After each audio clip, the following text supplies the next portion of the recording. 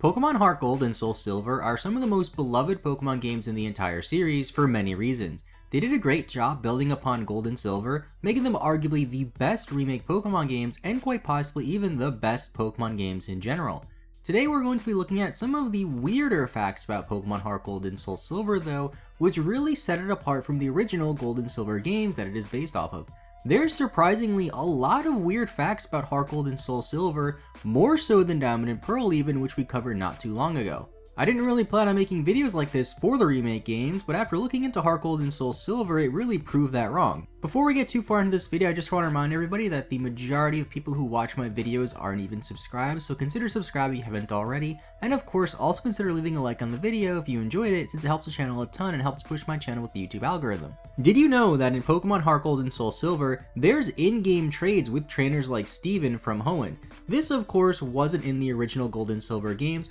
but you can find Steven in the Silph after receiving your Hoenn starter from him, and he will want to trade you a Beldum for a Fortress. There's a couple of other well-known trainers who will trade with you, something you don't really see in other Pokemon games since usually in-game trades are with random NPCs and random houses, but my favorite is a trade with Lieutenant Surge, which can be found in the Magnet train station in Saffron City after you defeat Lieutenant Surge's gym challenge twice. Lieutenant Surge will offer you a Pikachu for a Pikachu that you caught in Viridian Forest. If you're playing on the English version of the game, the Pikachu you'll get will be French, and in the Japanese versions, it'll be English.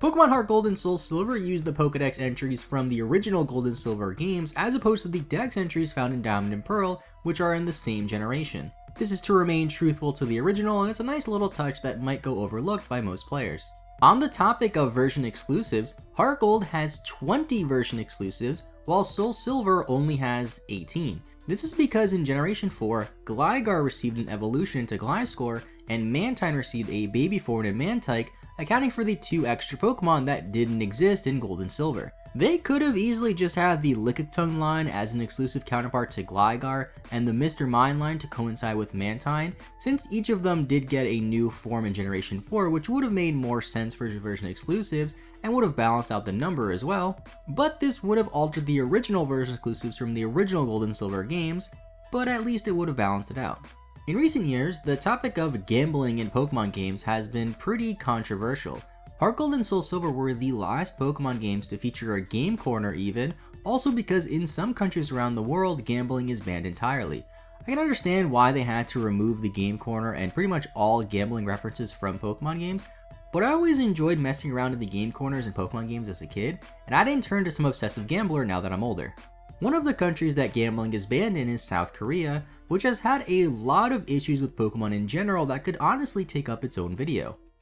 Another one of the issues with the Korean version of Heart Gold and Soul Silver though is that the trainer class Sage, which are the people seen in the Sprout Tower, had their trainer class and their trainer sprite change from the ones the rest of the world got. The Korean sprite for these trainers have the prayer beads removed, and they are wearing a slightly different outfit. This was to avoid religious references, and the original Korean name for the Sage was Monk, which was changed to Ascetic. I'm surprised that the sprite wasn't altered for the North American versions at all as well, since North America in general is notorious for censoring religious things in video games, with the only real form of censorship here being the change from Monk to Sage, which still is a religious reference. On page 6 of the manual for Pokemon Heart Gold, there is a typo very similar to the typo on the Pokemon Pearl manual. It says in order to catch every single Pokemon in Johto and complete your Pokedex, you must trade with Pokemon Heart Gold version, but it should really say you should trade with Soul Silver version instead since you're already playing Heart Gold. In the Soul Silver manual, it does say Heart Gold as it should be,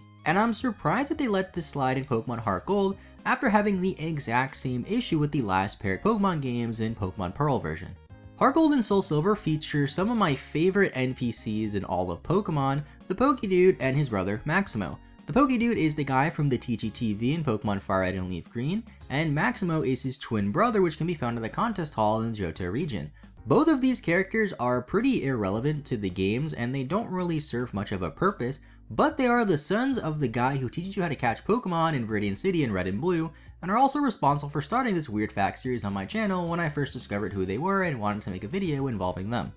For whatever reason, Pokemon Heart Gold and Pokemon Soul Silver are incompatible with the Wii Pokemon games, Pokemon Battle Revolution and My Pokemon Ranch. This seems like it would be pretty frustrating for people back in 2010 who wanted to use their Pokemon Heart Gold and Soul Silver games with these Wii games, but unfortunately they just couldn't.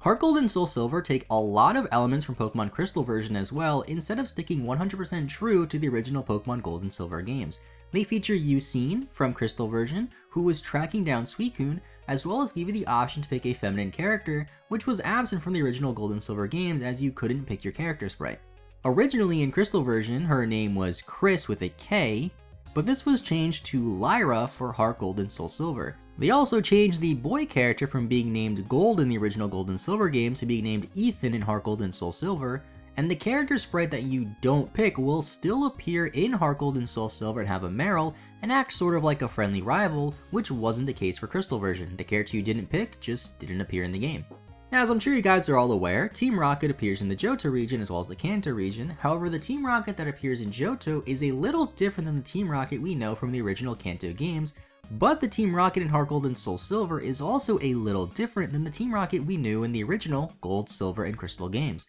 In Gold and Silver, the Rocket admins didn't have proper names, but in Heart Gold and Soul Silver they were given names and weren't just referred to as Rocket Admin. The most notable of the Johto Rocket admins is Archer, who also happens to appear in the Pokemon Let's Go games, despite not originally appearing in the original Kanto games or even Fire Red and Leaf Green. Archer is also believed to be the Team Rocket admin of the Sevi Islands in Fire Red and Leaf Green, since the Pokemon timeline suggests that the events of the Sevi Islands took place right before the events of Johto and after Kanto, of course. This was never officially confirmed, but Archer's involvement in the Let's Go games makes it seem very likely to me, and I personally do believe that Archer was the Team Rocket admin that we saw in the Sevi Islands. The Rage Candy Bar, a very important item to progress in Pokemon Gold, Silver, Crystal, and of course Heart Gold and Soul Silver, was changed to be a key item in Heart Gold and Soul Silver as opposed to a regular item, like it was in Pokemon Gold and Silver. The reason for this was that so a player couldn't give a Pokemon the Rage Candy Bar to hold in Heart Gold and Soul Silver, and then trade it to say Pokemon Diamond or Pearl version, which do not have data for the Rage Candy Bar. This, along with the fact that Heart Gold and Soul Silver are incompatible with some of the Wii games, makes it seem like they didn't really plan too far ahead for making a potential remake game or any other potential sequel games in the 4th generation timeline. And those are just some weird facts about Pokemon Heart Gold and Soul Silver, most of which you probably didn't even know about. Surprisingly, there's a lot of weird or interesting facts about Pokemon Heart Gold and Soul Silver that I didn't even get a chance to cover in this video, making Heart Gold and Soul Silver some of the most interesting Pokemon games in the whole series. I really didn't expect for there to be that much of a difference compared to Gold and Silver,